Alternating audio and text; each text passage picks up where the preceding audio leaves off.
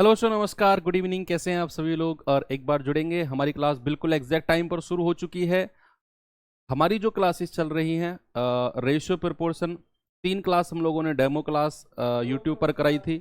और अब ये चौथी क्लास हम लोग कर चुके थे। अब ये 5वीं क्लास है। जैसा कि आप भाई, ये वॉइस बंद कर दो अगर आप सुन रहे हो तो, टीम ऑपरेटर हमारे।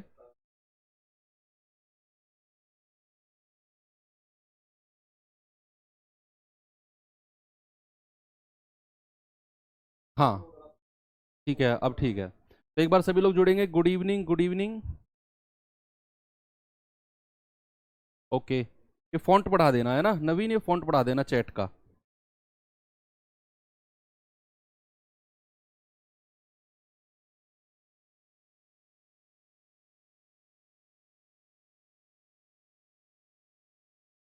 राम राम।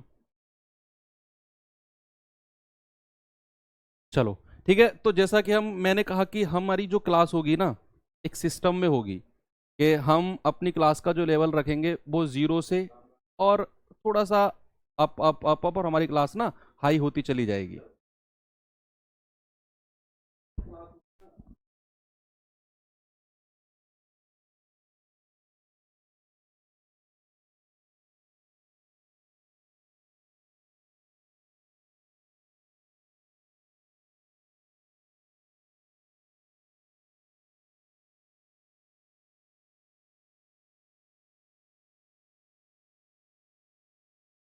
चलिए भाई, वर्कशीट टाइम से कर रहे हैं आप लोग? बिल्कुल। चलो, कॉन्सेप्ट, टुडेज कॉन्सेप्ट शुरू करते हैं। हैशटैग आज का क्या है? बड़ा बेसिक सा कॉन्सेप्ट है भाई, मैं आपको बताता हूं। जैसे मैंने आपसे कहा कल, मैंने आपको बताया था कि जो हमारी इनकम होती है, जो आय होती है, वो क्या होती है? खर्च, कितना आपने खर्चा किया और कितना आपने बचाया। खर्च प्लस बचत। यानी कि अगर मैं बात करूं इनकम की, तो इनकम जो होता है वो एक्सपेंडिचर और सेविंग दोनों को जोड़कर हमारी निकाली जाती है। अगर मैं सपोज आपसे बात करूं कि खर्च क्या होगा, सुनते रहना। देखो, ये कॉपी पेन साइड में रख दो। कॉन्सेप्ट 2-4 मिनट का होता है डेली का। शुरू शुरू में डोज देता हूं मैं आपको हैशटैग बना के, और उसको लिखना बाद में, पहले समझो ढंग से। मैंने आपसे कहा अगर मुझे खर्च निकालना है तो मैं क्या करता हूं? मैं आय में से ना बचत को माइनस कर देता हूं। भाई, बात क्लियर हुई कि मैं आय में से मैं बचत को उड़ा दूंगा, मेरा खर्च मुझे मिल जाएगा। अब अगर मैं आपसे कहूं एक बात, कि किसी व्यक्ति की जो आय है, किसी व्यक्ति की जो इनकम है बच्चे, वो 5,000 रुपया है, वो 5,000 कमा रहा है, और मैंने कहा वो खर्चा जो कर रहा है वो खर्चा कर रहा है 2,000 रुपये। अगर मैं आपसे पूछने लगूं कि बचाया उसने कितना है, तो आप बड़े आराम से और बड़े साफ तौर पर कह सकते हो कि सर 5,000 कमाया, 2,000 खर्च कर दिया। इट मीन्स सर उसने 3,000 बचाया होगा। ये तो आपने इतने साफ तौर से कैसे बोल दिया? क्योंकि आपको यहां ना बड़ी साफ साफ सी वैल्यू दी हुई थी, कोई चीज अनुपात में नहीं दी हुई थी। आपको बोला था कि 5,000 कमाया, 2,000 खर्च कर दिया, बताओ कितना बचाया? तो आपने कहा 5 - 2, 3,000 उसने बचा लिया। ओके। अब यही चीज अगर मैं आपसे रेशियो में पूछने लगूं, अनुपात में पूछने लगूं, तो आप क्या कहेंगे? भाई, अगर मैं आपसे कहने लगूं कि किसी व्यक्ति की जो इनकम है उसका रेशियो है बच्चे 5:3, और उनके खर्च का रेशियो कितना है? उसके खर्च का, दो लोग हैं ए और बी, उनकी आय का अनुपात 5:3 है, और खर्च का रेशियो जो है ना वो है आपका 3 और 2। ये खर्च का रेशियो है। आपसे मैं पूछता हूं बचत का रेशियो क्या होगा? क्या आप बता सकते हो मुझे?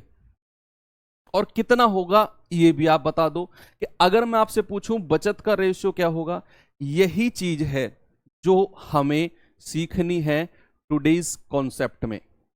ओके, चलो देखते हैं। क्वेश्चन नंबर 2 मैं करेक्ट करा दूंगा। अनु सुतार जी, बिल्कुल ठीक है। ओके, मैं करेक्ट करा दूंगा। देखो, यहां पर मैंने कहा कि आय जो है वो 5:3 के अनुपात में है, खर्चा 2:3 के अनुपात में है। सर, आपने बताया था कि अगर मुझे बचत निकालना है तो आय में से खर्च को मैं उड़ा देता हूं। तो आप कहेंगे सर 5 और 3 में, 5 में से 3 गया 2, और 3 में से 2 गया 1। ऐसा करके आप गलत हो जाओगे, ऐसा करके आप गलत हो जाओगे। यही तो कॉन्सेप्ट है आज का। अगर आप ऐसा करते हो तो आप हो जाते हो गलत। 1:5:3 जो आय का है वो अलग है, जो 3:2 का अनुपात है वो अलग है। इन दोनों को आप कभी भी कंबाइन नहीं कर सकते हो जब तक कि आपको इन दोनों में कोई रिलेशन ना दे। आप 5 में से 3 नहीं घटा सकते हो, ये रेशियो वैल्यू है, अनुपातिक वैल्यू है भाई, ये आप नहीं घटा सकते हो। क्योंकि ये 5:3 रेशियो पता नहीं कितनी रकम का दिया होगा, कितना वो कमा रहा होगा, हमें क्या पता। आपको पता है? नहीं पता। बस एक रेशियो दे दिया 5:3। अब वो 500 और 300 भी कमा सकता है बच्चे, वो अब 10,000 और 6,000 भी कमा सकता है। 10,000 और 6,000 का अनुपात देख लो, वो भी 5:3 आएगा। वो बचा रहा है 3 और 2, वो 300 और 200 भी बचा सकता है, वो 600 और 400 भी बचा सकता है, हमें क्या पता। एक छोटा सा हमें रेशियो दे दिया बस। तो ये कॉन्सेप्ट है आज का कि आप दो रेशियो में आपस में कोई भी ऑपरेशन नहीं लगा सकते हो जब तक हमें कोई रिलेशन ना दे दे दोनों में। एक्चुअल वैल्यू देगा या फिर इन दोनों में कोई रिलेशन देगा। तो एक कॉन्सेप्ट क्या सीखा कि हम डायरेक्ट 5 में से 3 और 3 में से 2 एक नहीं घटा सकते हैं। भाई सपोज अगर मैं आपसे कहने लगूं कि भाई आय का रेशियो बचत का रेशियो मैं चेंज कर देता हूं, मैंने कहा ये 2:1 है और ये 3:5 है बचत का, अब बता खर्च का 3:5 है, अब बताना बचत क्या होगी। क्या आप ये कहोगे 2 में से 3 -1 और -4? आप खुद सोचो, आप खुद सोचो कि ये आय जो है वो 2:1 के अनुपात में है, जो खर्च है वो 3:5 के अनुपात में है। मैंने कहा बचत का बताओ, तो आप ये कहोगे 2 में से 3 गया -1 और 1 में से 5 गया -4? नहीं कहोगे ना। इसका मतलब कि हम डायरेक्ट ऑपरेशन नहीं कर सकते हैं, तो ये चीज होती है गलत। तो फिर सर अगर ये गलत है तो सही क्या है ना, सवाल आता है दिमाग में कि सर अगर ये गलत है तो फिर सही क्या है। सही मैं बताता हूं। देखो, अगर आपको सपोज आय का रेशियो दे दिया उसने 4:3, आपको दे दिया बचत का रेशियो, ये ए और बी दो लोग हैं, बचत का रेशियो दे दिया 3 और 2। आपसे एक कंडीशन उसने बोल दी है कि ए की जो आय है, जो ए की आय है वो बी की बचत के बराबर है, बी की बचत के बराबर है।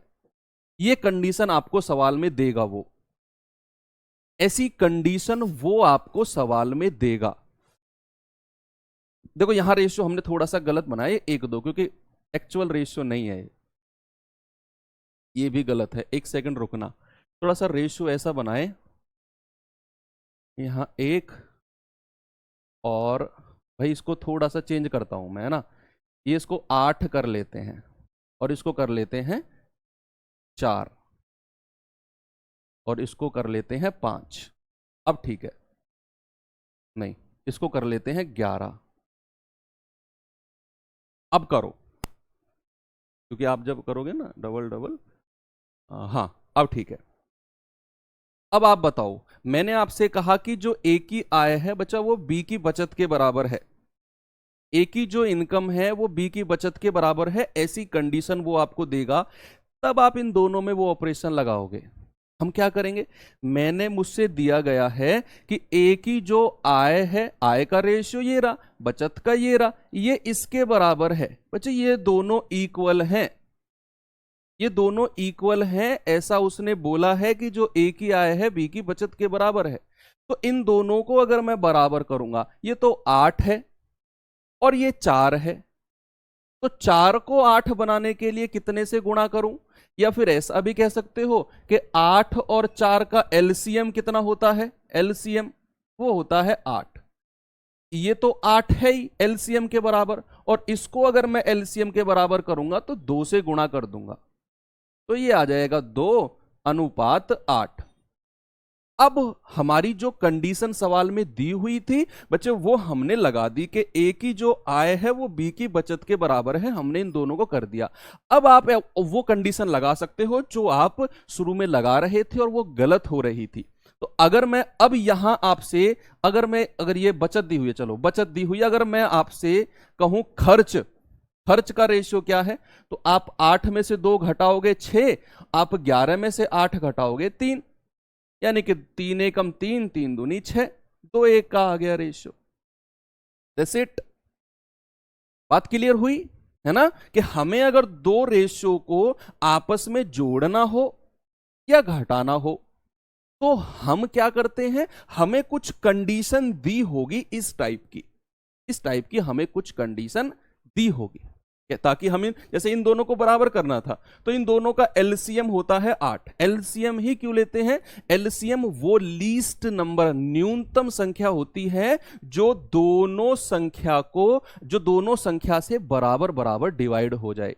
जैसे 8 और 4 का एलसीएम 8 एकम 8 और 4 एकम 4 और 4 दूनी 8, तो 4 का पहाड़ा 2 बार पढ़ोगे तो 8 और 8 का पहाड़ा 1 बार पढ़ोगे तो 8। ये एलसीएम जब आप सीखेंगे ना, राहुल सर सिखाएंगे, उस टाइम पर आपको ये सारी चीजें बताई जाएंगी। और ये बड़ा बेसिक सा एलसीएम है, ये मैं समझ सकता हूं अगर आप सीजीएल की तैयारी कर रहे हो, इतना बेसिक एलसीएम आप जानते हो निकालना। मैं कोई लंबा चौड़ा एलसीएम निकालने के लिए नहीं कह रहा हूं, बड़ा 4 और 8 का एलसीएम निकालने के लिए कह रहा हूं, है ना। चलो आज की क्लास पे चलते हैं। ये सवाल मैंने शायद कल आपको होमवर्क के लिए दिया था। मैंने आपसे बोला कि रोज शुरू में 8-10 मिनट हम लोग एक कॉन्सेप्ट को देंगे और फिर हम अपनी क्लास पे चलेंगे, ठीक है। देखो सवाल क्या है, ए और बी की मासिक आय जो है वो 2-3 के अनुपात में है और उनकी जो बचत है अनुपात है वो 3-4 है। ए की आय बी की बचत के बराबर है। सेम कॉन्सेप्ट जो हमने अभी सीखा है, सेम कॉन्सेप्ट है ना, उसी कॉन्सेप्ट को मैं फिर से रिपीट करूंगा। अगर 1-8% दिमाग में ना आया हो तो वो अब क्लियर हो जाएगा। सामने चुपचाप बैठ के देखना, भाई ए और बी की मासिक आय का अनुपात कितना है। अगर मैं कहूं आय का अनुपात, जल्दी से जिनकी समझ में आया वो आंसर जल्दी से बताओ। ये 2-3 है। और उनकी बचत का अनुपात कितना है, सेविंग का रेशियो कितना है, 3-4 है। उसने बोला जो ए की आय है वो बी की बचत के बराबर है, यानी कि ये दोनों संख्या आपस में इक्वल है। मैं नहीं कह रहा हूं, ये सवाल ने बोला है, ये सवाल ने बोला है कि ए की जो आय है वो बी की बचत के बराबर है, तो इन दोनों को बराबर करेंगे। ये तो 4 है, अगर इसको 4 बनाएंगे तो 2 से गुणा करेंगे, ये आ जाएगा 6 और ये आ जाएगा 4। अब उनके खर्च का रेशियो पूछा है भाई, तो 4 में से 3 गया 1 और 6 में से 4 गए 2। क्या आपकी बात समझ में आई? Option number A. आप पहले नहीं घटा सकते थे कि आप 2 में से 3 घटा दो, 3 में से 4 घटा दो, -1 का रेशियो वो नहीं कर सकते हैं। एक अनुपात दूसरे के साथ ऑपरेट तब करेगा जब उन दोनों में कोई रिलेशन क्रिएट हो, जैसे ये रिलेशन क्रिएट हुआ था, है ना। एसएससी एमटीएस 2021 मॉर्निंग शिफ्ट का क्वेश्चन है। चलिए देखते हैं सवाल में, क्या ये सवाल आप कर पाएंगे या नहीं, जल्दी से बताइए। लगातार 2 वर्षों के बीच मेरी आय 2-5 के अनुपात में है। 2 वर्षों, लगातार 2 वर्ष हैं। उसने कहा और जो खर्चा है वो 4-7 के अनुपात में है। फिर उसने कहा यदि दूसरे वर्ष मेरी आय 75,000 है और पहले वर्ष मेरा खर्चा 20,000 है, तो 2 वर्षों में मेरी कुल बचत, टोटल सेविंग क्या होगी। देखो उसने आपसे, फिर से पढ़ते हैं सवाल को। सवाल ने कहा लगातार 2 वर्षों के बीच मेरी जो आय है, मेरी जो इनकम है ना, वो 2-5 के अनुपात में है। मतलब कि अगर पहली साल मैंने 2 यूनिट कमाया तो अगली साल 5 यूनिट कमाया, बढ़ गई है इस अनुपात में, है ना। कि अगर पहली साल और दूसरी साल, अगर पहली साल 2 यूनिट कमाया तो दूसरी साल 5 यूनिट कमाया, ये इनकम का, ये आय का रेशियो है भाई। किसका है? ये आय का रेशियो है। अब उसने कहा कि खर्चे का जो अनुपात है वो 4-7 है दोनों साल का। कि पहली साल अगर मैं खर्चे की, एक्सपेंडिचर की बात करूं, पहली साल अगर 4 यूनिट है तो दूसरी साल 7 यूनिट है। इतना क्लियर हुआ। सवाल ने जो कहा वही चीज रिप्रेजेंट किया मैंने, और अलग से कुछ नहीं किया। मैंने कहा अगर दूसरे वर्ष मेरी आय 75,000 है, दूसरे वर्ष कौन सा, ये पहला वर्ष, ये दूसरा वर्ष, और आय की बात कर रहा है, तो दूसरे वर्ष यानी कि 5 यूनिट का मान कितना दिया हुआ है, 75,000। दूसरे वर्ष बोला है उसने कि दूसरे वर्ष मेरी जो इनकम है, मेरी जो आय है वो 75,000 है, तो दूसरे वर्ष तो 5 यूनिट थी, तो 5 यूनिट का मान कितना? 75,000। अगर मैं कहूं 1 यूनिट का मान कितना? 75,000 बटे 5 यानी कि 15,000। तो भाई 1 यूनिट का मान कितना आएगा? 15,000 1 यूनिट का। और अगर 1 यूनिट का मान 15,000 है तो 2 यूनिट का मान कितना होगा? 15 दूनी 30,000। तो पहली साल मेरी जो इनकम है वो कितनी है? 30,000। दूसरी साल जो इनकम है वो कितनी है? 75,000। तो इनकम तो मैंने आपको दे दी निकाल के कि ये 75,000 दूसरे साल की है, 30,000 पहले साल की है। ऐसे ही आप निकालो कि अगर पहले साल खर्चा 20,000 है तो ऐसे ही आप दोनों साल का खर्चा बता दो क्या होगा। जैसे मैंने इनकम निकाली है ना, ऐसे ही आप खर्चा निकाल दो। भाई सवाल ने बोला है कि पहली साल का खर्चा 20,000 है, यानी कि 4 यूनिट का मान कितना है प्यारे भाई? 20,000। 1 यूनिट का मान कितना है? 5,000। 1 यूनिट का मान अगर 5,000 है तो 7 यूनिट का मान कितना होगा? 7 पंजे 35,000। आपने दोनों साल का खर्चा भी निकाल लिया, 20,000 35,000, इनकम भी निकाल ली 30,000 75,000।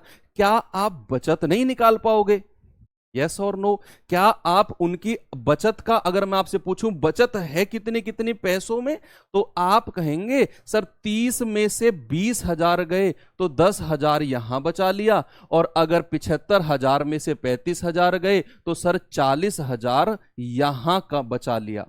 कुल बचत पूछा था, आप जोड़ देंगे तो कुल बचत कितनी आ गई? 50,000 रुपए की, जो कि ऑप्शन नंबर सी है, जो कि ऑप्शन नंबर सी है। ओके, तो यहां आपने ओरिजिनल वैल्यू आय की निकाली, ओरिजिनल वैल्यू खर्चे की निकाली, और उनमें से घटा के बचत निकाल ली। भाई ये तो बड़ा आसान है ना? चीजें अगर सिस्टमेटिक ढंग से ठंडे दिमाग से सीखेंगे ना तो सारी चीजें सेट होती चली जाएंगी, सारी चीजें। अगर कंडीशन ना दी हो तो फिर आएगा क्वेश्चन में एक ऑप्शन कि can not be determine. Shweta ji पूछने से अगर कंडीशन ना दी हो तो एक डी ऑप्शन रखा हुआ मिलेगा, कैन नॉट बी डिटरमाइन, उसको लगा देंगे और आगे बढ़ जाएंगे। बताओ ये सवाल कहां पे आया है? एमटीएस 2021 इवनिंग शिफ्ट में एमटीएस के क्वेश्चन बड़े बड़े गजब के आते हैं भाई आजकल। उन्होंने पता नहीं एसएससी का सीजीएल का पेपर बना कौन रहा है, एसएससी का ही पूरे का पेपर की बात करूं कि सीएचएसएल और सीजीएल का लेवल तो वो डाउन करते जा रहे हैं और एमटीएस का लेवल अप करते जा रहे हैं। मतलब कि आप ये लगा लो कि एक डी ग्रुप की जॉब पाने के लिए बच्चे को बी ग्रुप की जॉब से भी ज्यादा मेहनत करनी पड़ रही है। पर ऐसा नहीं है कट ऑफ कम लग रही है, 90 91 92 तक कट ऑफ जा रही है एमटीएस की। बेरोजगारी का हाल देख रहे हो, हमारे देश ने एक कीर्तिमान वैसे भी अब आज 2-4 दिन पहले कीर्तिमान साबित किया है। क्या है वो कीर्तिमान, कोई बता पाएगा मुझे? यार पढ़ाई वढ़ाई के अलावा थोड़ा बहुत एंजॉयमेंट भी होना जरूरी है। मेरी तरह बैटरी लग जाएगी नहीं तो बता रहा हूं। क्या कीर्तिमान साबित किया है देश ने, और जो कोई तोड़ नहीं पाएगा। दुनिया की कोई ऐसी ताकत नहीं है कि हमारे देश के उस कीर्तिमान को आगे तोड़ पाए। है हिम्मत किसी में तो तोड़ के दिखा दे हमारे कीर्तिमान को। जल्दी से बताओ ये सवाल। यस, पॉपुलेशन 142.86, 142.86 करोड़ जनसंख्या। अब आप, मैं कह रहा हूं जल्दी से नौकरी ले लो। आने वाली जनसंख्या के लिए नौकरी नहीं, खाने तक के लाले पड़ने वाले हैं। जल्दी से नौकरी ले लो। और जो अपने माथे पर कलंक है ना, कलंक नहीं, जो एक जिम्मेदारी है, वो जिम्मेदारी मतलब जो एक रिस्पॉन्सिबिलिटी है वो हटाओ जल्दी से नौकरी लेके। 1-2 साल ही है तुम्हारे पास। पता चला 1-2 साल में 150 160 करोड़ जनसंख्या हो गई, और गवर्नमेंट ने कहा भाई साहब सरकारी वरकारी बंद, और अब जिसका जैसे मन करे कमाओ और खाओ, है ना? तो सवाल देखेंगे एक बार क्या है। दिनेश की मासिक आय और खर्चे का अनुपात जो है वो 17-14 के अनुपात में है, और उनकी मासिक बचत जो है वो 12,000 है। ओके, उसकी मासिक आय में 10,000 की वृद्धि होती है और खर्चे में 2,000 की कमी होती है, तो उसकी आय और खर्चे का नया अनुपात बता दो, क्या होगा? देखो उसने बोला है, फिर से पढ़ते हैं। उसने कहा मासिक आय और खर्चे का अनुपात है। सवाल के टाइप को अगर आप रटोगे कि इस टाइप का सवाल हो गया मेरा क्लियर, इस टाइप का हो गया मेरा क्लियर, हमेशा आप मैथ्स में एक एवरेज स्टूडेंट बन के रह जाओगे। ये बात लिख लो आज। अगर आप टाइप को रटोगे तो सवाल की लैंग्वेज को पढ़ना सीखो। सवाल चेंज होगा, चाहे वो आसान है, चाहे वो मॉडरेट है, चाहे वो टिपिकल है, वो चेंज होगा। अगर आप लैंग्वेज के पीछे भागोगे, हर नए सवाल को देखकर ये मत सोचो कि यार ये तो टाइप अलग है। टाइप का तो दिमाग में आना ही नहीं चाहिए कभी भी। सवाल टाइप वाइप छोड़ दो, सवाल की लैंग्वेज पढ़ना सीखो। लैंग्वेज क्या कह रही है सवाल की? सवाल की लैंग्वेज कह रही है मासिक आय और खर्च का अनुपात 17:14 है। यानी कि आय और खर्च का रेशियो कितना है भाई? आय और खर्च का रेशियो है आपका 17 और 14। अगर मैं आपसे कहूं बचत क्या होगी, जल्दी से रेशियो में आप बताइए। भाई मैंने आपसे कहा कि 17 यूनिट तो कमाया और 14 यूनिट खर्चा कर दिया, तो कब बचाया कितना होगा? क्या 3 यूनिट बचाया होगा? इसमें से ये घटा दो। ये तो अनुपात में है।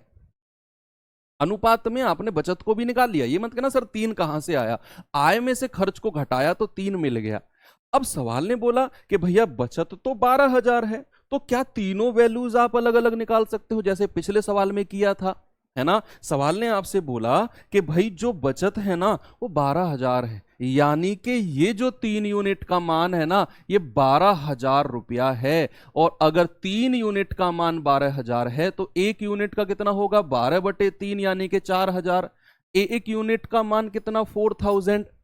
और अगर 1 यूनिट का मान 4,000 है तो भाई 14 यूनिट का मान कितना होगा? 14 चौके 56,000 और 1 का मान इतना है तो 17 चौके 68,000। ये आपने तीनों वैल्यूज अलग अलग निकाल ली कि उसकी इनकम कितनी है, उसका खर्चा कितना है और उसकी बचत कितनी है। ओके, अब उसने बोला है क्या कि अगर आय में 10,000 की वृद्धि कर दूं, तो आय में अगर मैं यहां बचे 10,000 की वृद्धि करता हूं तो ये बनती है 78,000। अगर उसने कहा खर्चे में 2,000 की कमी कर दो तो यहां कर दो 2,000 की कमी, तो ये कितना बनेगा? 54,000। अब उसने 78,000 तो कमाया, 54,000 खर्च कर दिया, तो बचाया कितना होगा? इसमें से ये घटा दो तो कितना आएगा भाई? 0 0 0। 8 में से 4 गए 4, 7 में से 5 गए 2, यानी कि अब वो 24,000 कमाएगा। वो सॉरी बचाएगा। आप 8 में से 4 गए 4 और 7 में से 5 गए 2, अब वो 24,000 बचाएगा। अब फिर पूछा क्या है उसने आपसे? उसने पूछा है आय और खर्चे का नया अनुपात। अच्छा, बचत निकालने की जरूरत ही नहीं थी। आय और खर्चे का नया अनुपात, तो इन दोनों का रेशियो पूछा है। 3 0 से 3 0 हटा दो, ये कितने से जाएगा? 6 से जाएगा। 6 निम्मा 54, 6 से जाएगा 13 बार। 13:9 का रेशियो है। ये रहा ऑप्शन नंबर बी, 13:9 बिल्कुल सही है। भाई मैंने क्या किया? मुझे दिया हुआ था आय और खर्च का रेशियो, मैंने क्या किया? मैंने 17 में से 14 यूनिट घटाया तो 3 यूनिट बचत आई। सवाल ने बोला कि बचत तो भाई साहब 12,000 है, तो 3 यूनिट का मान 12,000, 1 का मान 4,000 आ गया, तो 14 का मान इतना, 17 का मान इतना। अलग अलग आपने वैल्यूज निकाली। अब उसने कहा कि अगर उसकी आय में 10,000 बढ़ा दूं, तो बढ़ाया, आय मिल गई 78। उसने कहा अगर खर्चे में 2,000 घटा दूं, तो घटा दिया, आई 54। इन दोनों का अनुपात पूछा है जो कि कितना आया? 13 और 9 का। कितना आया? 13 और 9 का। नेक्स्ट चलते हैं सवाल पे। अब ये आ गया अपना जो कल मेथड सीखा था हमने, जिस पर हमने आय और खर्च और बचत वाले क्वेश्चन किए थे क्रॉस मेथड लगा के। बच्चा ये वही सवाल है और क्रॉस मेथड से ही होंगे। इसमें ना ये क्वेश्चन करो, फिर आपको एक कॉन्सेप्ट सिखाता हूं मैं। बड़ा बेसिक सा कॉन्सेप्ट है, दूसरी तीसरी क्लास में सीखते हैं वो संख्या पद्धति वाला, नंबर सिस्टम वाला जो कॉन्सेप्ट होता है, पहले आप ये सीखो।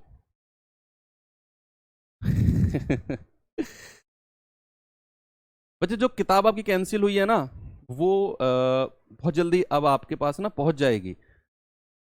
टेंशन ना लो आप उसके बारे में। अंकित सर उसके लिए बहुत जल्दी वीडियो बनाने वाले हैं, बहुत जल्दी। देखो उसने कहा, ये सीपीओ 2019 का क्वेश्चन है आया हुआ।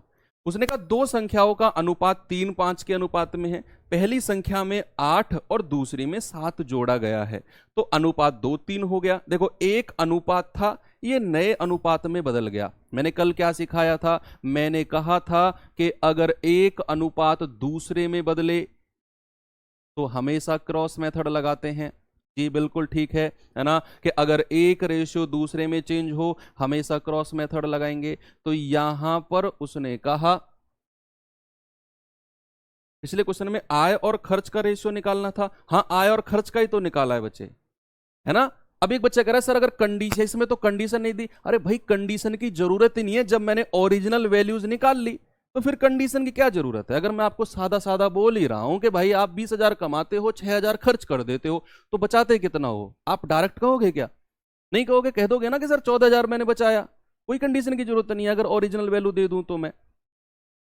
ओके देखो यहां पर उसने कहा दो संख्या का अनुपात 3:5 है, पहली में 8 और दूसरे में 7 जोड़ा तो अनुपात बन गया 2:3। कल कंडीशन लिखवाई थी मैंने आपको क्रॉस मेथड की कि जब एक रेशियो दूसरे में चेंज हो तो हमेशा क्रॉस मेथड लगेगा, है ना। तो यहां पर उसने कहा दो संख्या का अनुपात कितना है? 3:5 का, और दूसरा रेशियो कितना बन गया? 2 और 3 का। ऐसा क्यों हुआ?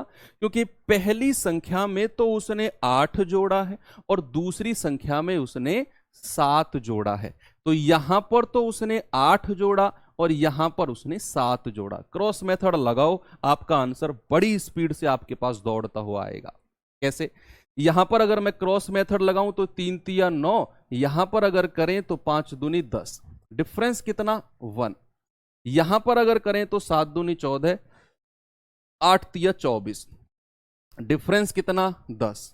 तो ऊपर का डिफरेंस आएगा नीचे के डिफरेंस के बराबर। एक यूनिट का मान आ गया 10, एक यूनिट का मान 10 है, तो ओरिजिनल वैल्यूज क्या रही होंगी उनकी? भाई 10 तिया 30 और 5 धाम 50, तो ओरिजिनल वैल्यूज कितनी आ गई? 30 50। क्या उसने ये पूछा? नहीं, उसने बोला कि अगर प्रत्येक संख्या में 6 जोड़ दूं तो अनुपात कितना होगा। मतलब कि वो यहां भी 6 जोड़ने को कह रहा है और यहां भी 6 जोड़ने को कह रहा है।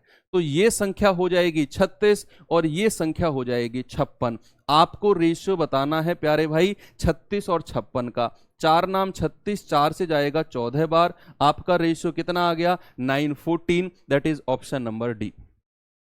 क्रॉस मेथड खत्म। बात क्लियर हुई? भूख मिटाने के लिए जरूरी है घाटी और मैथ का डर निपटाने के लिए जरूरी है मैथ। भाई मुझे सबके कमेंट दिख रहे हैं? ओके बिल्कुल ठीक है। कमेंट आप एक दूसरे के नहीं देख पाओगे, आप खुद कमेंट कर पाओगे, क्योंकि एक दूसरे के कमेंट आपके हाइड किए हुए हम लोगों ने। इसमें कमेंट में लगे रहोगे क्या? पढ़ लो भाई पढ़ लो, है ना। रेशियो कितना मिला? 9:14। क्रॉस मेथड लगा के पहले मैंने ओरिजिनल नंबर निकाले 30 और 50। फिर उसने कहा अगर ओरिजिनल नंबर में 6 आप जोड़ दो, अगर 6 आप जोड़ दो, इसमें भी 6 इसमें भी 6, तो भाई 36 और 56 बन गया। रेशियो बन गया 9:14 का। क्रॉस मेथड जिसने कल की क्लास नहीं ली थी वो लो, जल्द इस क्लास के बाद कल की क्लास करना क्रॉस मेथड। अब मैं आपको नहीं बताने वाला कि क्रॉस मेथड ये होता है ये होता है। सर हमने कल क्लास नहीं की थी, बता दो हमें आज। नहीं, आप कल की क्लास लो, वो आपको मिल जाएगी, वहां से हम आगे बढ़ेंगे। ठीक है। क्वेश्चन कोई पूछना हो तो बच्चे आप टेलीग्राम में डाल देना और मुझे टैग कर देना। जो 8 बजे से आपका ग्रुप खुलता है ना, कि टेलीग्राम में डाल के मुझे टैग कर देना। हमने अपनी टीम भी लगाई हुई है कि जब आप अपने क्वेश्चंस डालते हो 10 बजे ग्रुप बंद हो जाता है। 10 बजे के बाद में जितने भी क्वेश्चंस होते हैं हमारी टीम मेंबर्स उनका सॉल्यूशन ग्रुप में डालते हैं और हमसे भी कॉन्टैक्ट में वो लोग रहते हैं, जिस प्रकार अक्सर हम इसका सॉल्यूशन करें। तो आप उस चीज़ की टेंशन ना लो। कोई भी सवाल में अगर दिक्कत है तो उसे ग्रुप में डाल के टीचर को टैग कर दिया करो, तो वो सवाल पहुँच जाएगा हम तक।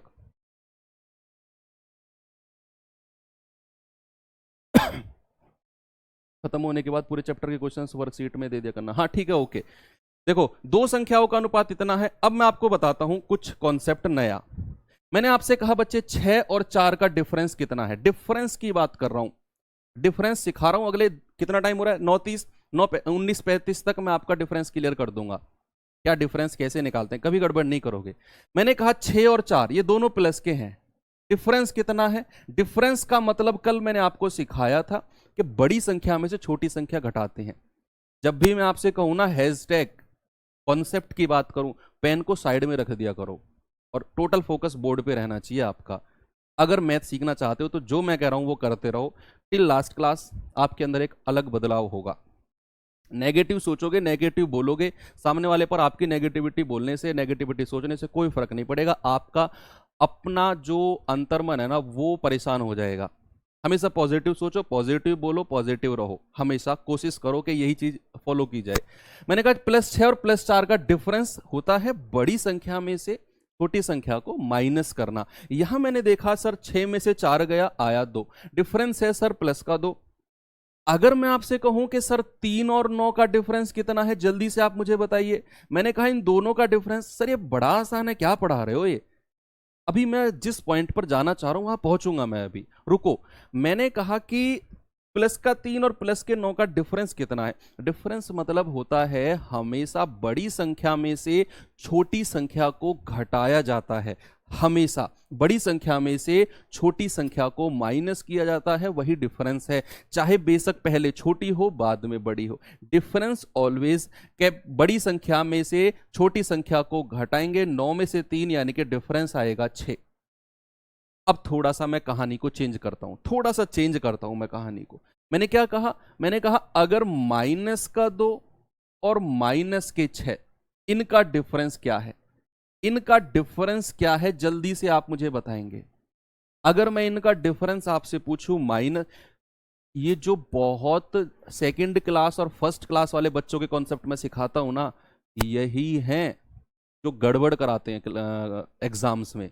ये क्लियर हो गए ना, एग्जाम अपने आप क्लियर हो गया। बड़े बड़े सवालों को हम रट लेते हैं, पढ़ लेते हैं, हमको करा दिए जाते हैं, इतना बेसिक नहीं बताया जाता हम लोगों को, वही हमारी कमी लास्ट तक रह जाती है। तो माइनस का 2 और -6 का डिफरेंस, ये भी आपका 4 आएगा। डिफरेंस, डिफरेंस हमेशा पॉजिटिव होता है, डिफरेंस के साथ कोई साइन नहीं लगाएंगे बच्चे हम, डिफरेंस के साथ कोई साइन नहीं लगाया जाता है, डिफरेंस हमेशा पॉजिटिव होता है। डिफरेंस जैसे मैं आपसे कहने लगूं मेरी उम्र है, मान लो मेरी उम्र है 28 साल, आपकी उम्र है मान लो 34 साल, तो आपकी और मेरी उम्र का डिफरेंस कितना है? तो आप कहेंगे कि सर आपकी और मेरी उम्र का डिफरेंस है 6 साल। क्या आप ये कहेंगे सर माइनस का 6 साल है? आपकी उम्र है मान लो 25 साल, आपके भाई की उम्र है 18 साल, डिफरेंस कितना है? डिफरेंस 7 साल का है। क्या आप कभी ये कहोगे सर -7 साल का डिफरेंस है हम दोनों का? डिफरेंस कभी माइनस में होगा? आप खुद सोचो, अंतर कभी माइनस में होता है? कभी नहीं होता। तो अंतर हमेशा प्लस में होगा, उसके साथ कोई साइन नहीं लगेगा। ये बात आप ध्यान रख लो, स्टार बना के कहीं लिख लो कि डिफरेंस हमेशा पॉजिटिव होगा, कोई साइन उसके साथ हम यूज नहीं करेंगे। अब जैसे -2 -6 का डिफरेंस है तो 4 होगा। कैसे भाई? एक नंबर लाइन आपने पढ़ी होगी, यहां 0 होता है, यहां प्लस का 1 होता है, यहां प्लस का 2 होता है, यहां प्लस का 3 होता है, और ऐसे संख्या बढ़ती जाती है। यहां -1 -2 -3 और ऐसे संख्या बढ़ती गई। अब अगर मैं आपसे पूछूं कि यहां माइनस के 2 और प्लस के 2 का डिफरेंस कितना है, जल्दी से बताओ। माइनस के 2 और प्लस के 2 का डिफरेंस कितना है, जल्दी से बताइए क्या होगा इस सवाल का आंसर। मैंने कहा -2 और +2, तो आप कहेंगे sir 1 step, 2 step, 3 step, 4 step. कितने स्टेप चलने पड़े सर? 4 स्टेप चलने पड़े हैं, तो डिफरेंस कितना होगा? 4। या फिर जब भी हमें पता चले कि एक साइन प्लस का है और एक साइन माइनस का है, तो डिफरेंस हमेशा दोनों संख्या को जोड़ दो, 2 और 2 4। जब भी साइन अपोजिट हो, जब भी साइन अपोजिट हो, साइन बच्चा जब भी अपोजिट हो तो हम क्या करते हैं? डिफरेंस के लिए दोनों संख्या को जोड़ देते हैं।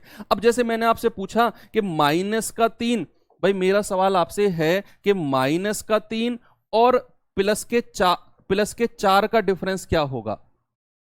-3 और प्लस के 4 का डिफरेंस जल्दी से आप बताएंगे। दोनों साइन अपोजिट हैं, एक प्लस का है एक माइनस का है, तो डिफरेंस के लिए मैंने क्या कहा? जब भी अपोजिट साइन होंगे तो 4 और 3 7 होगा डिफरेंस। अब देख लो भाई, 1 2 3 4 5 6 और 7 कदम चलने पड़े आपको, तो डिफरेंस कितना आया? 7। तो माइनस और प्लस दोनों साइन होंगे, डिफरेंस होगा 7। ओके। एक और चीज, जैसे मैंने यहां पर लिख दिया, ये है 0 1 2 3 और 4। मैं आपसे कहूं 1 और 4 का डिफरेंस प्लस प्लस का डिफरेंस, अगर मैं आपसे कहूं प्लस प्लस का डिफरेंस तो आप 4 में से 3 माइनस करोगे। बड़ी संख्या में से हमेशा छोटी संख्या माइनस करते हैं। ओके, कितना आएगा? 3 आएगा। अगर मैं आपसे कहूं यही कहानी कि -1, -2, -3, -4, मैंने कहा -2 और -4 का डिफरेंस कितना होगा? मैंने कहा -2 और -4। सर ये भी 2 डिफरेंस होगा, क्योंकि एक स्टेप 2 स्टेप और डिफरेंस के साथ कोई साइन नहीं लगेगा। अब ये जो कहानी मैंने आपको बताई, जो कॉन्सेप्ट मैंने आपको सिखाया, इसको समराइज करते हैं। 3 केस मैंने आपको बताए, सामने देखना। 3 केस मैंने आपको बताए। क्या केस थे? कि जब दोनों साइन प्लस प्लस के हों तो डिफरेंस बड़ी संख्या में से छोटी घटा दो, 3 आ गया। जब दोनों साइन माइनस के हों, बड़ी संख्या में से छोटी घटा दो, साइन को भूल जाओ। अगर एक जैसे साइन है तो, चाहे वो प्लस प्लस हो चाहे वो माइनस माइनस हो। 4 में से 2 गया 2, माइनस हटा दो, 4 बड़ी संख्या बन गई, 2 छोटी। माइनस हटाने के बाद जब साइन अपोजिट हो, प्लस और माइनस, तो दोनों संख्या को जोड़ा जाता है तो आपका डिफरेंस मिलता है। ये वैल्यू हमेशा दिमाग में रखेंगे इस बात को। ओके, चलो, जैसे सवाल क्या था मेरे पास, ये था सवाल। अब आपको ये सवाल क्लियर होगा, थोड़ा थोड़ा होगा। कैसे? पढ़ते हैं सवाल को। सवाल क्या है कि दो संख्याओं का अनुपात 4-5 है। यदि पहली संख्या से 1 घटाया जाता है, बच्चा क्या किया मैंने? पहली संख्या से तो 1 घटाया है और दूसरी संख्या में 2 जोड़ा है। पहली में तो 1 माइनस किया है और दूसरी में 2 जोड़ा है, तो प्लस और माइनस का केस बनेगा, तो नया अनुपात 3-4 हो गया। उसने कहा जब पहली और दूसरी संख्या में 8 और 4 जोड़े जाएं तो अनुपात क्या होगा? पहले तो वो 2 संख्या निकाल लो। ये 8 और 4 जोड़ने वाली कहानी तो बाद की है, ये तो बाद की है। पहले अनुपात देखो, ये अनुपात था 4-5, ये 3-4 में बदल गया। भाई रेशियो क्या था? 4-5 का, और ये किस में बदल गया प्यारे भाई? 3 और 4 में। क्यों? ऐसा क्यों हुआ? ऐसा क्या हुआ कि अनुपात चेंज हुआ?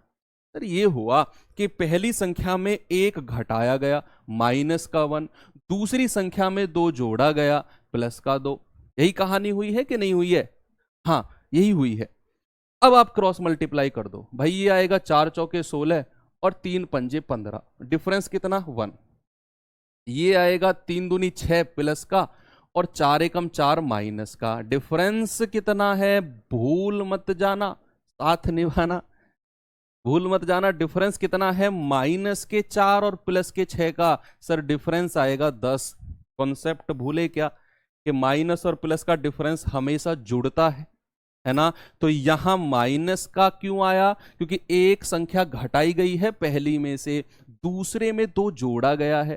क्रॉस मल्टीप्लाई करके -4 + 6, डिफरेंस आ गया 10। तो ऊपर का डिफरेंस नीचे के डिफरेंस के बराबर। तो पहले ओरिजिनल संख्या निकाल लो। ये कितना है? 10 चौके 40 और 5 धाम 50। भाई ओरिजिनल संख्या 40-50 मिल गई, 40-50 ओरिजिनल संख्या मिल गई। उसने कहा जब पहली और दूसरी संख्या में 8 और 4 जोड़ा गया, यानी कि इसमें 8 जोड़ा है और इसमें 4, तो ये कितना हो गया? 8 जुड़ने के बाद 48 और ये 4 जुड़ने के बाद कितना हो गया? 54। तो 6 8 48, 6 निम्मा 54। रेशियो कितना बन गया भाई? 8 और 9 का, जो कि हमारा ऑप्शन नंबर बी है। क्या है? Option number be your correct answer. Okay, सभी का आंसर मुझे कमेंट में दिख रहा है, इसका मतलब चीजें आपको क्लियर हुई हैं। ये सवाल बता दो तो, एसएससी सीजीएल का क्वेश्चन है ये। अब देखो, मैंने कहा कि हम इस बात पे ध्यान नहीं देंगे कि एमटीएस में आया है, सीएचएसएल में आया है, सर सीजीएल में क्यों करा रहे हो? वो क्वेश्चन एमटीएस में आया था, ये सीजीएल में आया है। एग्जामिनर सवाल बनाते टाइम ये नहीं सोच रहा आजकल के वो एमटीएस का पेपर बना रहा है, सीजीएल का बना रहा है, सीएचएसएल का। ऐसा लगता है कि आयोग ने उससे बोला है एग्जामिनर से कि भाई, जैसे बोलते हैं ना, हम दुकान पे जाते हैं तो हम बोलते हैं उससे कि भाई हमें ना वो दे दो, 2 किलो आलू दे दो। तो दुकानदार बोलेगा कि भैया कौन सी वैरायटी के दूं? नई, पुराने, अलग अलग 10-12 तरह की वैरायटी आलू की वो बता देगा आपको। आप कहोगे यार एक जैसे दे दे, जो भी आपका मन हो उठा के दे दे। तो नेक्स्ट टाइम जब भी आप उससे जाओगे 2 किलो आलू दे दे, तो आपसे ये नहीं पूछेगा कि कौन सी वैरायटी का दूं, वो उठाकर कोई सा भी दे देगा। अब आप उसका कुछ भी करो, तो एसएससी हो सकता है एग्जामिनर से ये कह रही हो कि भाई 10 सेट तैयार कर दियो, तो वो 10 सेट तैयारी कर देता है, वो ये नहीं पूछता कौन सा एग्जाम के लिए करूँ, तो 10 सेट तैयार किए दे दिए। अब एसएससी उसे सीजीएल में रखे, एमटीएस में रखे, कहीं भी रखे, वो एसएससी की हेडक है। आजकल ऐसा हो रहा है जो मुझे लग रहा है। देखो, एक समूह में लड़के और लड़कियों का अनुपात 7:6 है। हम 4 और लड़के समूह में आ जाते, यदि 4 लड़के और समूह में आ जाते हैं और 3 लड़कियां समूह छोड़कर चली जाती हैं, जो चला गया उसको माइनस में रखना है, जो आया है उसे प्लस में रखना है। जो चला गया उसके बारे में क्या याद करना, क्यों रोना उसके बारे में भाई, जो गया वो गया, जो गया वो आपका था ही नहीं, वो आपका होता तो वो जाता ही नहीं। यस और नो? इस पॉजिटिविटी को रखो। बढ़िया हुआ वो चला गया। एग्जाम जो आपका क्लियर नहीं हुआ, वो एग्जाम आपके लिए था ही नहीं। पता नहीं आप क्या सोच रहे हो।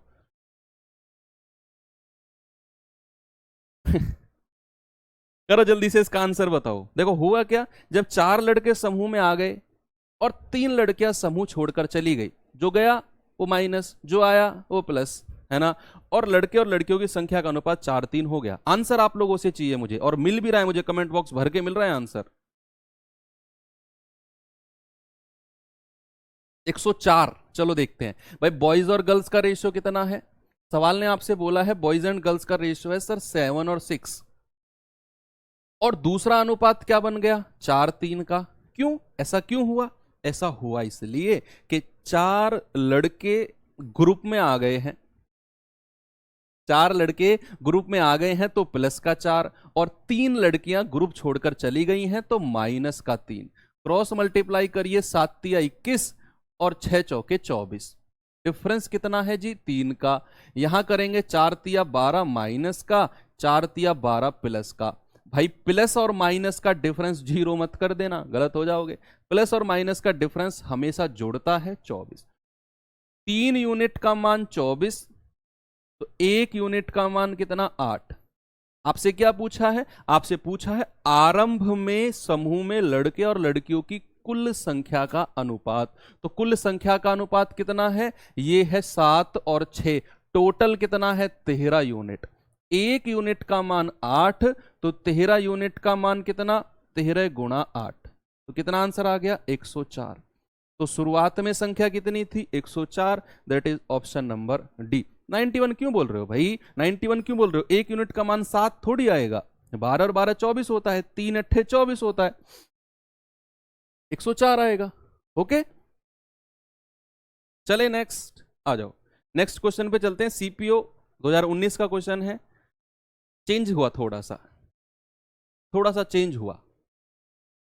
तो उस टाइप के सवाल अब कर सकते हो कि अगर ग्रुप में लोग आ ही रहे हैं, कि लड़के 10 लड़के आए 10 लड़कियां आई तो प्लस प्लस, 5 लड़के गए 6 लड़कियां आई, तो जो गया वो माइनस, जो आया वो प्लस। ये ट्राई करना, बुक से क्वेश्चन ढूंढ के इन चीजों को ट्राई करना, अप्लाई करना। आप बुक से नहीं तो वर्कशीट में आपको मिल जाएंगे इस टाइप के क्वेश्चन, है ना।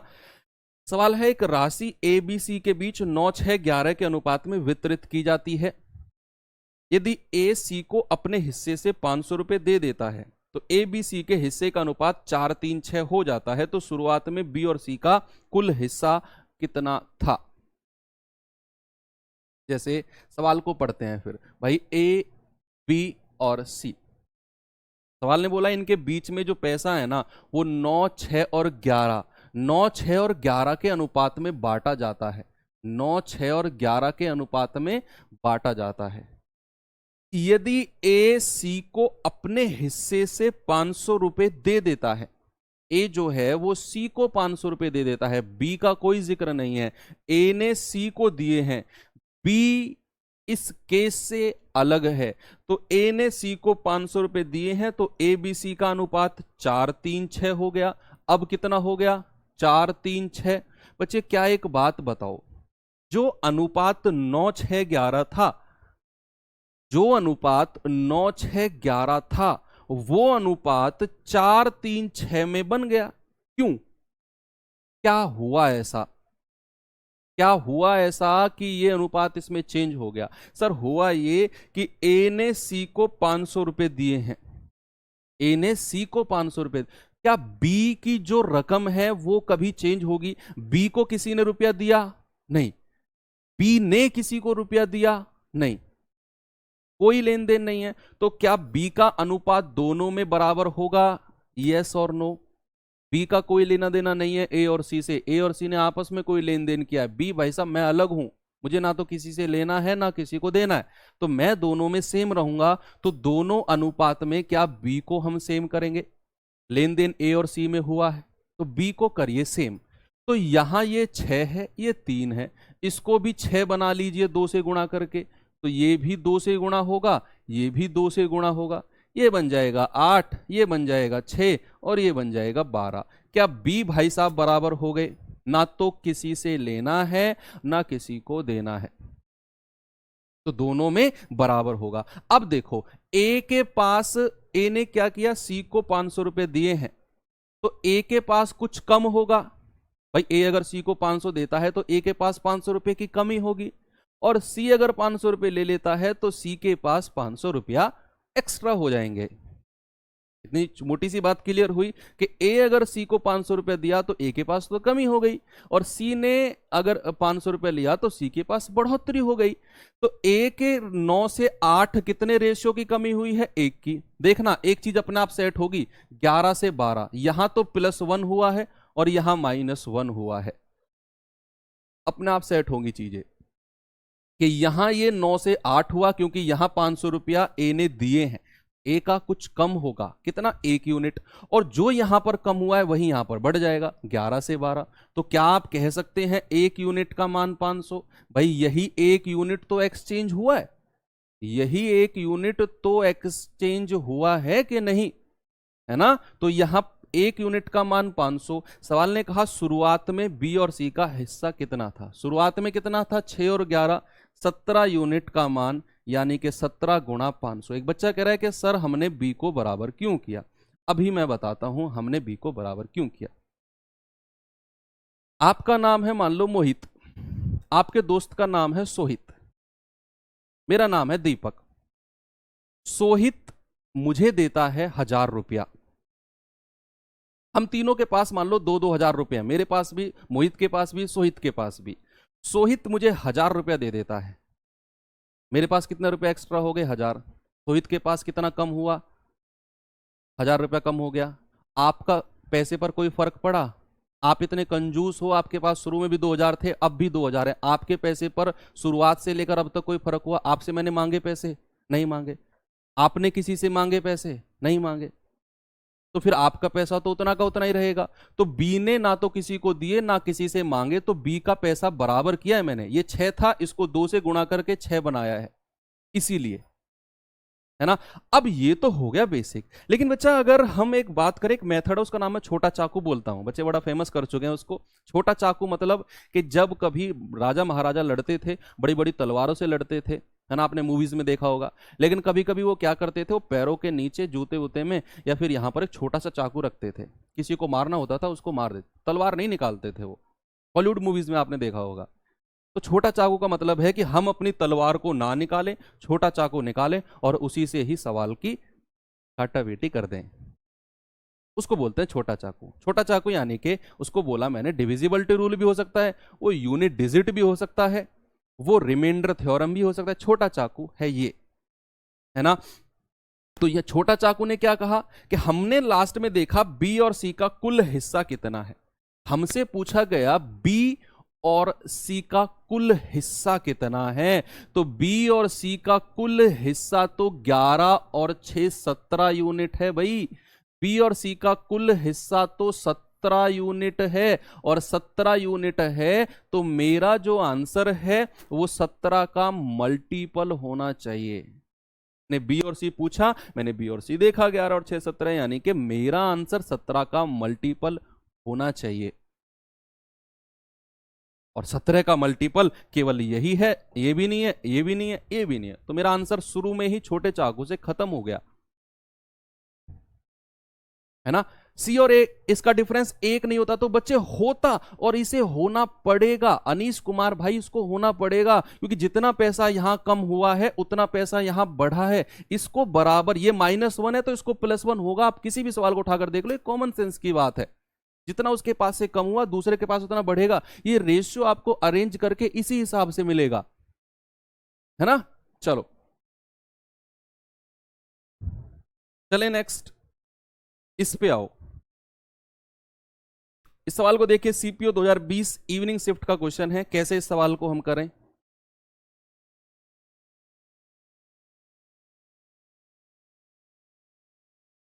क्या ये सब एग्जाम में याद आएगा? मैं आपको जो भी बता रहा हूं ना, मोइनुद्दीन भुयान भाई, मैं वो चीज बता रहा हूं जो मैंने खुद अपने एग्जाम में अप्लाई की है। और अगर मैं कर सकता हूं और मैं आपको पढ़ा रहा हूं तो आप भी कर सकते हैं। हवा वाली चीज मैं आपको कोई नहीं पढ़ाऊंगा जिसे एग्जाम में अप्लाई नहीं किया जा सकता है। वो कोई भी ऐसी चीज मैं आपको नहीं पढ़ाऊंगा। 8200 रुपए की एक राशि ए, बी और सी में इस तरह विभाजित की गई थी कि ए के पास बी से 500 रुपया अधिक है ना, और सी के पास ए से 300 रुपया अधिक है, तो ए का हिस्सा कितना होगा?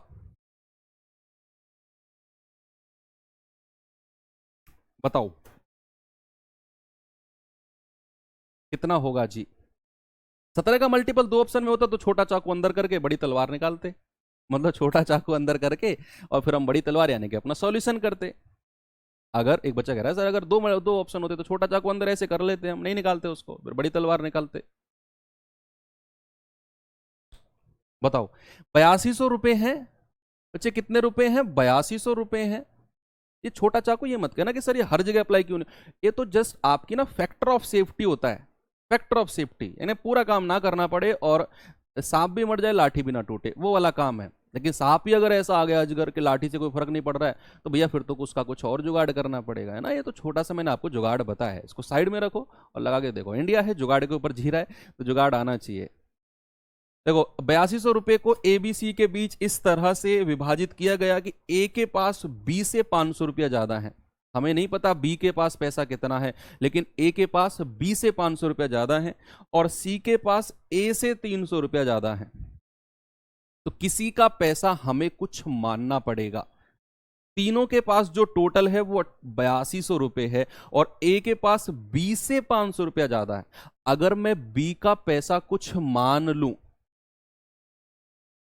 अगर मैं बी का पैसा कुछ मान लूं, जैसे मैंने कहा कि अगर मैं मान लूं कि बी के पास जो पैसा है ना वो एक्स, तो नहीं मानेंगे एक्स मैंने मान लिया ना तो आपको गुरुजी एक्स मत माना करो, एक्स से तो ना हालत खराब हो जाती है।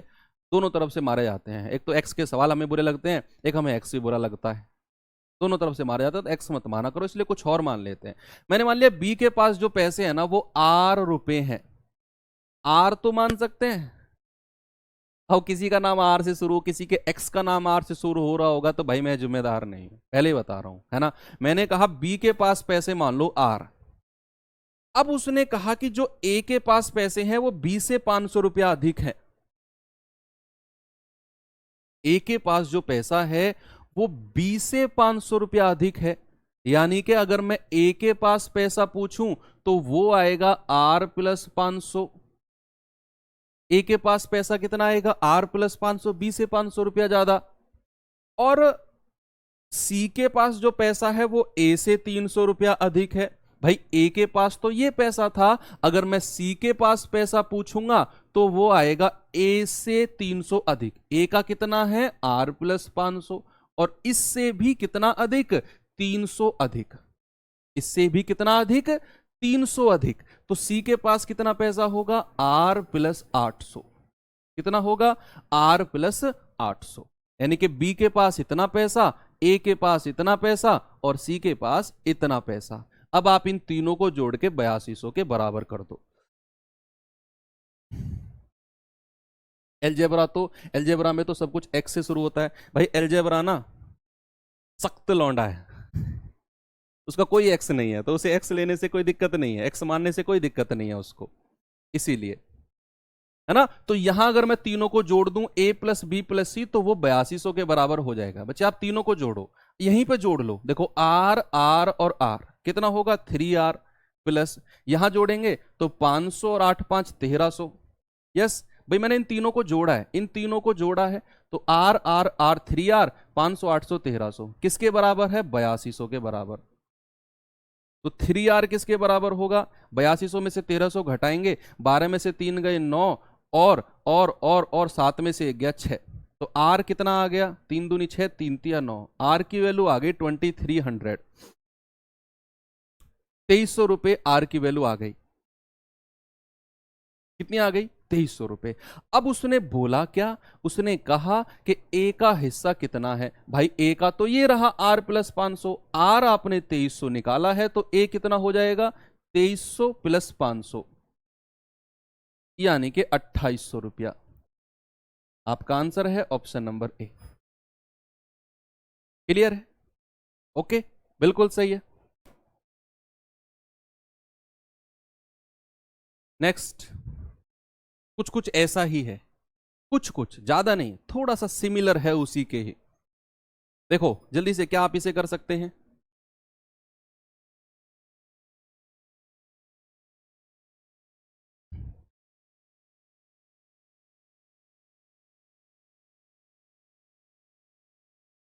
जल्दी से बताइए।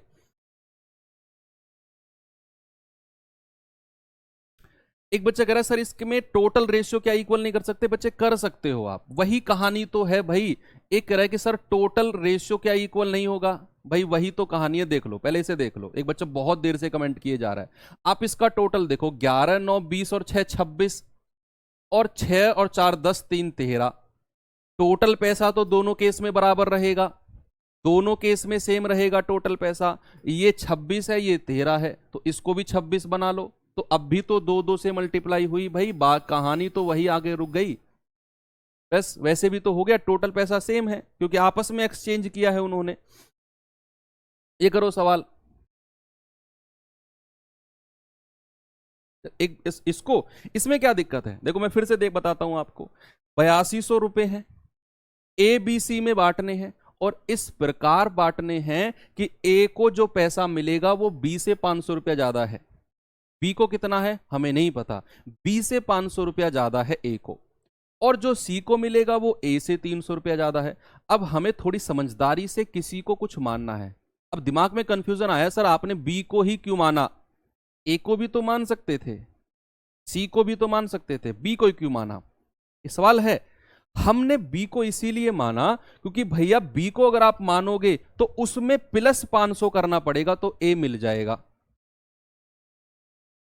और अगर आप ए को मानते तो बी की वैल्यू मिलती आपको, और फिर अगला जो रिलेशन दिया हुआ था वो सी और ए का दिया हुआ था, यहां ए और बी का है, तो जो दोनों में कॉमन है, मान लो यहां अगर आप कॉमन है तो कैसे फिर आप यहां पर रखते? चीजें माइनस में जाती, चीजें माइनस में जाती। फिर वैसे भी आप कर सकते हो कि मान लो आप कह रहे हो सर ए को मान लो, तो ए मैंने आर माना तो बी आ जाएगा आर माइनस 500, बी आ जाएगा आर माइनस 500। फिर बी को उठाकर आप क्या करोगे? ए को उठाकर यहां पर रख लो, आर प्लस 300, वहां से भी कर लो, माइनस में आएंगी चीजें। किसी को भी मान सकते हो, आपकी मर्जी है। यही चीज तो आपको खुद से अप्लाई करनी है। जब क्लास खत्म हो जाए, जिस भी सवाल में इस तरह का डाउट बने, अपने रफ कॉपी निकालो और वो चीज घिसना शुरू कर दो रफ कॉपी में। यही चीज आपको इंप्रूव करेगी एग्जाम के लिए। मैंने जो मेथड बताया वो आपने रट लिया, खत्म कहानी नहीं। अपने एफर्ट लगाओ। एक सवाल के करने के 5 से 6 मेथड हो सकते हैं, एक क्लास में पांचों के पांचों मेथड बताने ही पॉसिबल नहीं है।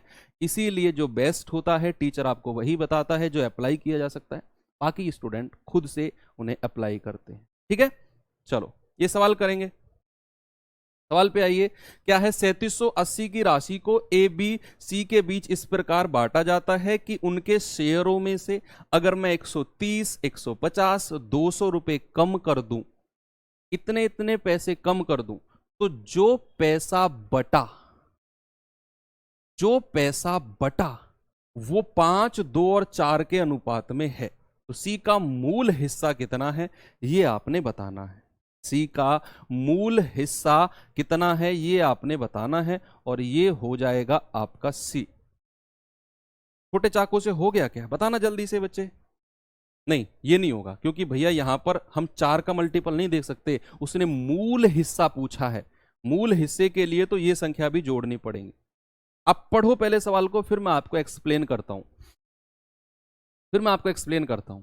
हुआ क्या, टोटल 3780 रुपया था, एबीसी में बांटना था। अब जो 3780 रुपया है वो एबीसी में डायरेक्ट नहीं बांटा, उनका जो हिस्सा था उसमें से 130, 150 और 200 रुपए काट लिए। तीनों के हिस्से में से अलग अलग पैसा काट लिया, इतना इतना, और जो इसके काटने के बाद जो पैसा बचा है 3780 में से ये सब हटाने के बाद जो पैसा बटा है वो 5-2-4 के अनुपात में होगा। 100 मानकर नहीं कर सकते हो बच्चे, क्योंकि हमें ओरिजिनल संख्याएं दी हुई हैं पिछले सवाल में। 500 में 100 जोड़ के 600 बना दोगे, क्या आप ये मान सकते हो? नहीं मान सकते। ओरिजिनल संख्या को कभी रेशियो से हम नहीं जोड़ सकते हैं, ओरिजिनल संख्या को ओरिजिनल संख्या से ही जोड़ेंगे। अब क्यों नहीं समझ रहे हैं ये बात? तो सबसे पहले तो मैं एक काम करूं, मुझे वो पैसा पता करना है जो पैसा इन दोनों के बीच में बटेगा, इन तीनों के बीच में बटेगा। था क्या भाई, 3780 टोटल रुपए थे। उसने कहा एबीसी के बीच बांटना है इस पैसे को, और इस कदर बांटना है कि 130, 150, 200 कम करने के बाद पैसा इस अनुपात में बटेगा। तो पहले तो ये पैसा कम कर दो, टोटल कितना है इसको जोड़ो भाई। अगर मैं इसको जोड़ूं तो ये हो जाएगा 280, और 200 होता है 480, यानी कि 3780 में से मैं सबसे पहले 480 माइनस करता हूं। ये 480 सबसे पहले माइनस करते हैं। ओके, तो 480 माइनस किया तो कितना आएगा, 007 में से 4 गए 3, ये आया 3300 रुपए। इतना पैसा बटना है। ये माइनस क्यों किया? क्योंकि इतना इतना माइनस करके ही हमें जो दिया है अनुपात, उस अनुपात में पैसा बटेगा। अब आप बताओ, क्या यही 3300 रुपया एबीसी में बटना है? और किस अनुपात में बटना है? 5, 2 और 4 में। तो भैया बता दो कितना कितना पैसा मिलेगा। 5 और 4, 9 और 2, 11 यूनिट का मान कितना है? 3300। टोटल मैंने रेशियो को जोड़ा, रेशियो का मान इसके इक्वल। 1 का मान 300, तो 5 का मान कितना है? 1500, और 2 का मान कितना है? 600, और 4 का मान कितना है? 1200। यानी कि इतना इतना पैसा इनको मिल गया, 1500, 600, 1200। ये पैसा तब का है जब ये पैसे इनके में से काट लिए हैं। सवाल आपसे क्या पूछता है? सी का मूल हिस्सा, यानी कि वो कटने से पहले उसका हिस्सा कितना था। सी के पैसे में से कितने काटे गए हैं बच्चे? सी में से काटे गए हैं 200, और 200 काटने के बाद उसके पास 1200 बचे हैं। 200 काटने के बाद उसके पास 1200 बचे हैं, और अगर सी का मूल हिस्सा बताना है तो इसमें हम 200 जोड़ देंगे, ये आएगा 1400। और ये 1400 क्या है? ये सी का मूल हिस्सा है ये 1400 रुपया। तो सबसे पहले आपने क्या किया? 3780 में से ये सारा पैसा माइनस कर दिया, और फिर जो पैसा बचा 3300 वो बटा है 5, 2, 4 में। सवाल को पढ़ो, सवाल को जब तक नहीं पढ़ोगे, डाटा उठाओगे केवल और शकल देखोगे, ओहो इस तरह का सवाल तो नहीं किया मैंने, हटाओ मुझसे नहीं होगा। ओहो इस तरह का सवाल तो किया है, अच्छा मैं कर दूंगा। ये डिसीजन जब तक आप लोगे, सवाल क्या मैथ नहीं सीख पाओगे आप। मैंने कहा लैंग्वेज को सीखना शुरू करो, अभी से टाइम है आपके पास, है ना। टाइप पे मत भगो, लैंग्वेज पे भगो। ओके, तो यहां हमारे पास आंसर कितना आया? ये अगर इसका मूल हिस्सा पूछता भाई, इसका मूल हिस्सा कितना आ जाता? इसमें 150 हम जोड़ देते। इसका मूल हिस्सा पूछता, इसका कितना आ जाता? इसमें 130 हम जोड़ देते। इनका मूल हिस्सा आपको मिल जाता। ओके, हाँ। अब चलते हैं अगले सवाल पे। बच्चा ये सवाल मैं आपको देता हूं होमवर्क के लिए, ठीक है भाई। ये सवाल आपको बताना है मुझे। अभी ग्रुप खुल चुका है, अभी खाना पीने करने से पहले ये क्वेश्चन 10 मिनट में सॉल्व कर लेना, और ग्रुप में मुझे टैग करके बता देना कि सर हमने कर लिया, ताकि मुझे विश्वास हो जाए कि जो मेहनत मैं अपने बच्चों के साथ कर रहा हूँ, अपने स्टूडेंट के साथ कर रहा हूँ, कि वो कुछ हद तक कामयाब हो रही है। किसी को 10%, 20% कम समझ में आ रहा होगा, 8-10 क्लास देखो, और विश्वास करो चीज़ें बहुत अच्छे से आपको क्लियर होंगी, क्योंकि अभी आप नए जुड़े हैं, आप इतने ऐसा लेवल हो सकता है पहली बार पढ़ रहे हो, जीरो से ऐसा लेवल आपने जीरो का लेवल पढ़ा हो सकता है अभी तक, वो आपको फेवरेबल लगा होगा सर वो तो समझ में आ गया था, ये क्यों नहीं यार, क्योंकि चीज़ें चेंज हो रही हैं, लेवल चेंज हो रहा है ना। तो कल मिलेंगे, कल तो नहीं क्लास, अब आपकी मंडे में क्लास होगी, कल संडे है, मैंने आपसे कहा था कि संडे एक ऐसा डिसाइड कर लो कि हम बुक उठाएंगे और पिछले वीक में जो हमने पढ़ा, जो वर्कशीट हमने की, जो क्लास हमने की, उस टाइप के क्वेश्चंस को बुक में से ढूंढेंगे, उस तरह के सवालों को, और उससे अलग भी हम प्रैक्टिस करेंगे। संडे का 2-2.5 घंटे बुक को दो। बुक कौन सी लें sir? Book SSC previous year. Market में जाओ, बोलो भाई एसएससी प्रीवियस ईयर दे दो, किसी भी पब्लिकेशन की हो उठा लो और वहां से करना शुरू कर दो, वो आपके लिए एनफ है। और संडे में उठाया करो बुक को, बाकी दिन आपके पास लोड बहुत होता है वर्कशीट का और इन क्लासेस का, ठीक है। तो बाकी मिलेंगे मंडे को। थैंक यू, बाय बाय, जय हिंद।